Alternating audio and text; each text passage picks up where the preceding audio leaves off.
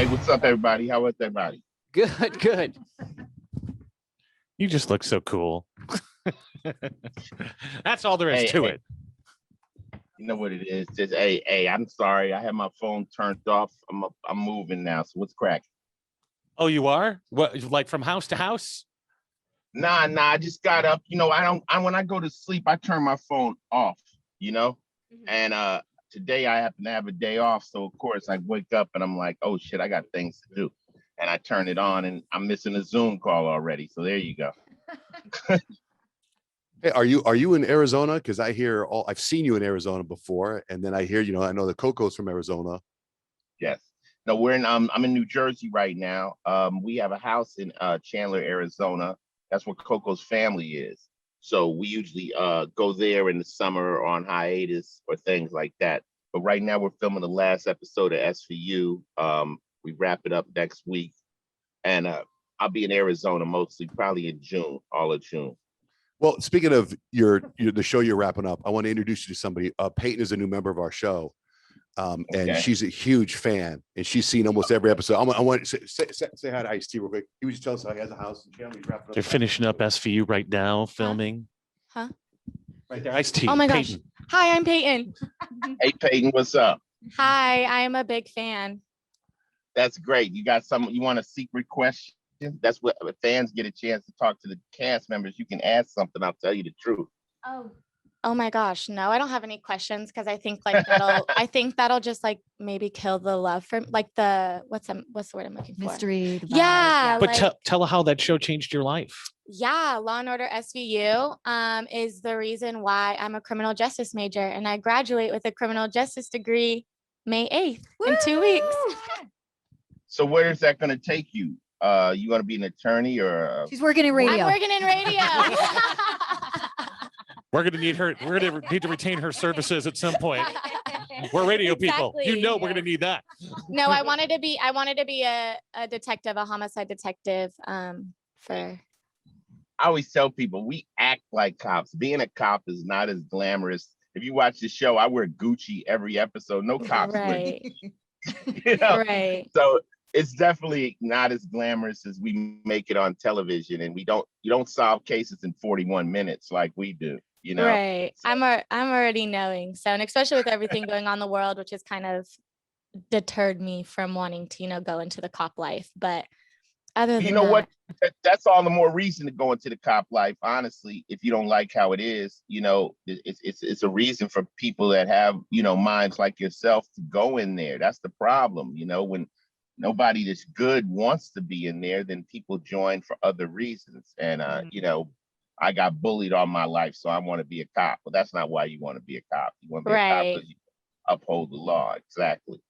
Totally. Yeah. Well, speaking of change, you've been an agent of change since I can remember. So I grew up in Ferguson, Missouri, which I'm sure you're familiar with all the goings on there. And I remember as a kid, the first song that meant anything that really cut through when I was a kid was Colors, and it galvanized my whole neighborhood because we started talking about, hey, that's somebody who's feeling something that in my case that I'd seen but hadn't felt, and it gave it context for me.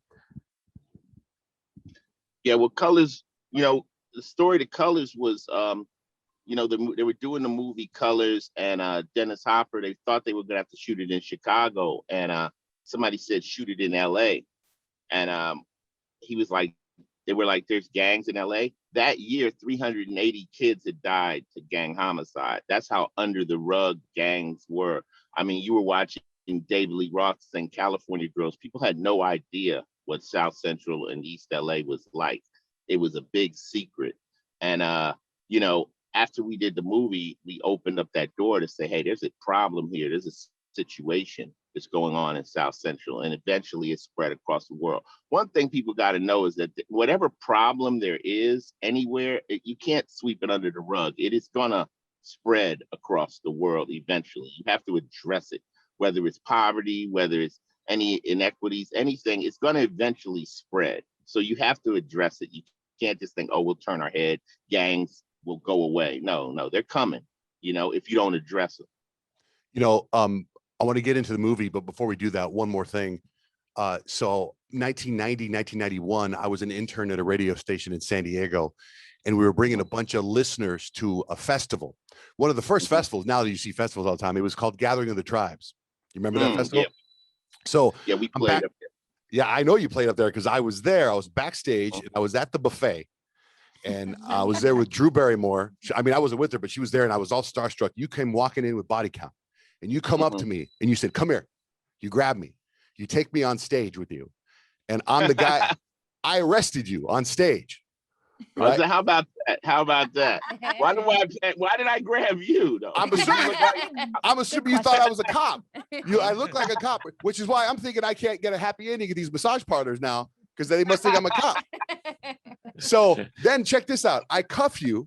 And then when the song's over, I'm on stage. You give me the syndicate hat. And I still have it. I still have it. You might be able to NFT that hat. Take care of that hat right there. You're right. That's official material right there. Yes, sir. Yes, sir. We didn't sell a lot of those hats. Those were things that we would just hand across to people. So if you got one, that meant something, you know? So hold on to that. You took it off your head and handed it to me. I mean, it was epic. It was an epic moment for me. That what makes it more official tissue. That's official right there. So, I know. Yeah. I know. Thank you for being part of the show. I'm that kind of person though. Like in the middle of a show, I'll just say, hey, guess what? You know, if I see one of them young ladies, I'm like, can you sing? They go, yeah, you're in the show. Come on, you're gonna sing this part, you know, and we'll just do it. You know, that's what's fun to me about music is that spontaneity. That's to me, I'm like all about that kind of stuff. But that also has to be huge because I mean, the way he just talked about that moment, I mean, you knew what you were doing, making someone's day. But for him, it was like, this is like a big moment in his life that he'll never forget. And to be able to do that regularly is pretty awesome. Absolutely. Even if you're on the stage and if you're on the edge of the stage looking and an artist actually makes eye contact with you, you know, real true eye contact that goes through your body for the rest of your life. So when we did this thing and we call virtual reality, where we used to bring people on stage, we'd say, you know, all right, 1 minute you're in the audience, next minute you're on the stage. This is virtual reality. And then a lot of times during my rap show, I would see, you know, let somebody be my hype man. Since they know the words, you're going to be my hype man. And we have fun with it like that. So yeah, it's giving the show is an interactive thing with me. You know, we always say we don't come to party for you, we come to party with you, you know, and that makes it special. Hey, now how about this really quick, just to totally shift gears? How about Coco's feet? Every time she posts her feet, people go crazy. He knows. Coco, when you're a model, let's start with just modeling. Coco's a swimsuit model, right? She started doing that before I actually met her. She was in contests and stuff like that.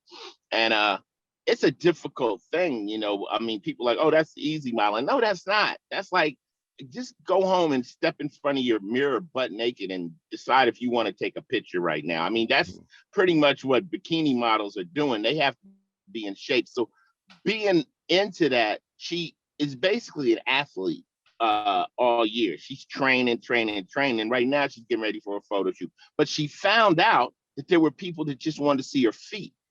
So I'm like, oh, you got foot fetish people. I got a little fetish. I like high heels. All right, that's my thing, right? But hey, a fetish is anything. Being on SVU, let me help you with the word fetish. A fetish is anything that's not sexual that turns you on. So we're supposed to be turned on by anatomy, but if you like something that's not actually sexual and that turns you on, that's a fetish, okay? So people are into feet. I didn't know feet were a sexual organ, right? But there's people that are into toes, soles of feet. And yes, you like dirty feet. There's people like dirty feet. I've gotten into it now. I like it. I like looking at them. See, and if it works for you, right. So Coco, I'm just trying to give the public what they want. You know what I'm saying? They seem to like my feet, and I'll take a picture or two of my feet. She takes pictures in her shoes. You know, they got people that like her booty. You know, hey, it's what it is. Yeah, that's my. Well, hey, we have a whole Instagram account with her feet, with Kyle's feet. She's got great feet. And every time Coco got good posts her, feet? she's got great feet. Great feet. You should see her in heels. They're So unbelievable. For you, it's is it the feet or is it the high heel? Like what is it that you enjoy? I'm not into the feet. I'm not the foot guy. Like this guys want to suck feet, lick feet, touch feet. That's not me. I like the heels. That Coco has like 500,000 pairs of shoes. I like high heels. Yeah, that's my thing. You know, and I think there's a million people out there that got my same fetish. You dig? Mhm. So that's For sure. Yeah. I'm not a Birkenstock guy. You know what I'm No, saying? God, no. God, no. That's actually That's just common sense. that's a foot turn off. That's a foot turn off. Or- That's where feet go to die. Listen, real quick, let's talk about the movie Equal Standard. Powerful movie, and it's extremely relevant right now. What's going on? I mean, Yes, was it yes. difficult to film it? Are you is it get well received? Not at all. I mean, my brother Tyene Bryant, the director, and basically writer of the film, we've been partners for a couple of years, and prior to the movie, and we were working on another project called Southside. And one night he called me. He says, "Ice, man, I wrote a movie. I wrote it like last night." I'm like, "What?" He said, "I got inspired by this song." So I said, "Okay, I want to see it." So when I finally saw it, I read it. I said, "This is pretty incredible. The beauty of this movie is it's gray. It shows all the different perspectives of the problem. You know, from the cop side, from the hood side, from, you know, everyone's the way they see it." I said, "That's an incredible movie." We couldn't get it shot. We couldn't get anyone to invest in it. It's very crazy. And he came up with his own money and told me, "Hey, I got the money. I'm going to make this movie." And I'm like, "Where'd you get the money?" I said, "That's none of my business." I don't want to know. and you know, when I got with him, he said, "Hey, Ice, I'll never ask you for $1. I just want the game. That's all I want." And I was like, "Okay." And when he started to make the movie, he never asked me for $1. He says, "I need you to executive produce it. If you're on, I'll be able to get people that'll be involved." I said, "Not a problem." Then one day he said, "I need you to act in it." I'm like, "Act?" He says, "If they know you're acting in it, more actors will come and be in the movie." And so I told him, "I'm not playing a cop. So I play like the leader of the Crip gang." And it's a great movie. And finally, it's going to get in theaters. It's difficult. Anyone out there that does independent films know, just because you have a movie, no matter how good it is, it's a struggle to get it seen. Mhm. Well, tell us about the gray areas as we watch it. What's the message that you hope we get out of the gray area? What conversation you want it to kick up? It's a difficult problem. It's a difficult problem. You know, you got cops in our neighborhoods that, you know, like there's a line where the girl says, "Hey, you know, you got a rookie cop coming in our neighborhood," and the first person they see is a tatted up gangbanger. You know, they're scared. They don't know what's going on. You know what I'm saying? And we're mad because they're handling us this particular way. I think what you're going to find out, I mean, above and beyond this movie, dealing with Black people. When the cops raid a drug house and the guys are gangsters and everybody and there's a shootout, you'll never hear a peep from our community. It's when unarmed people are getting killed. It's when people that aren't gangsters. It's when people that ain't got no business getting treated the way they're getting treated end up dead. That's a problem. You know, just like the new little 13-year-old girl the girl got killed the other day with a knife. Okay, I got a knife, right? You got to shoot me 4 times. You know what I'm saying? So these things are, and the lady that shot the people that said, "I thought I had a taser." I mean, really? You thought you had a tase? And if that's the case, why are you even out there on the streets if you're that you're not that prepared for this type of a situation? You know what I'm saying? So that's all people are mad about. And I think white people and everybody, I think because of cameras and people finally can see what's going on, that's why when you see these protests, it's not just Black people. It's everybody. It's everybody saying, "Come on, this ain't right. This is not right." So Equal Standards kind of is a movie that kind of lets you see this is a difficult situation, but we have to address it. You can't, once again, just sweep it under the rug and think it's going to go away. It's not going to go away. We have to talk about it. We have to work on it. Well, it's premiering in what? It's in New York. No, it's in Denver, in Phoenix, and in California. The movie's out this weekend, I believe. Hey, Yeah. a side note, real quick. I mean, you're a legend in hip hop, a legend in music. What's your take and stuff with these like up and comers or someone like Tekashi 6ix9ine and his whole story? I don't really even validate some people by answering questions about them, because to me, they're not even actually musicians. They're more like, it's more of a stunt.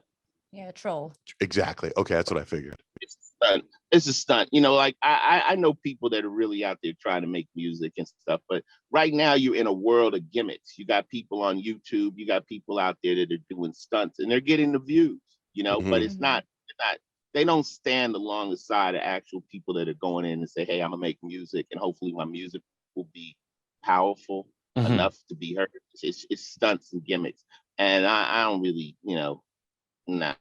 Okay, then let's talk about what was the name? What was exactly.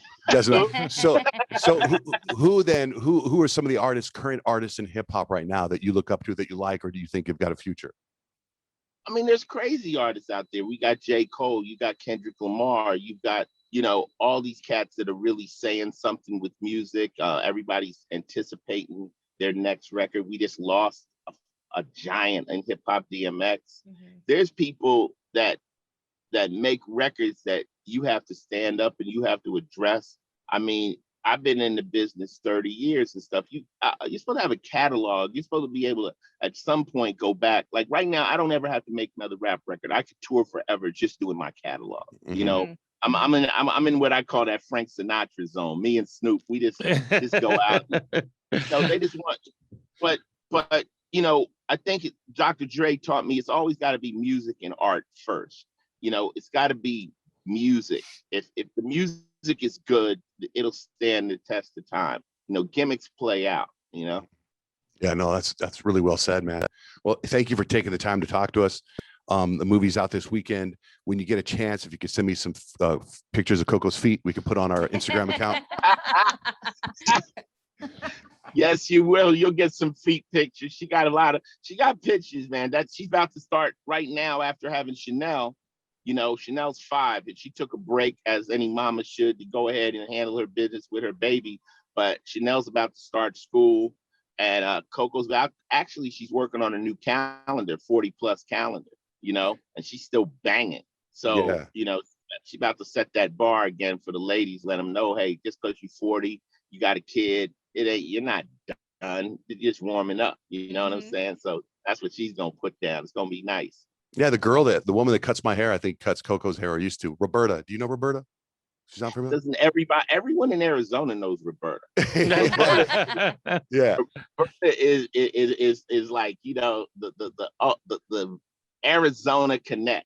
Yes, that's it. We love Roberta. We love Roberta. She's a sweetheart. And yes, so there we go. We're related now. Now me and you are related. Yeah, I know. She's been cutting my hair for 10 years, man. She's amazing. She would tell me, I remember when Coco was pregnant, she would say, oh my God, you know, Coco's pregnant. Oh, she's from Chandler. I'm like, what? Yeah, so that's very cool, man. Good. Well, we're connected. Her and Coco were friends back before I ever met Coco. So Roberta's real family. Right on, man. Well, God bless you, man. Thanks for being on our show. Hey, thanks for supporting Equal Standard. You know, we like we say, even though I'm in the movie, Tretch is in the movie, you got so-called celebrity stars in the movie, it's still on an indie, hard to get it out there. And we'll push it. We'll push it as much as we can. All right. Thank you. CIC. Bye. Peace, everybody. Peace.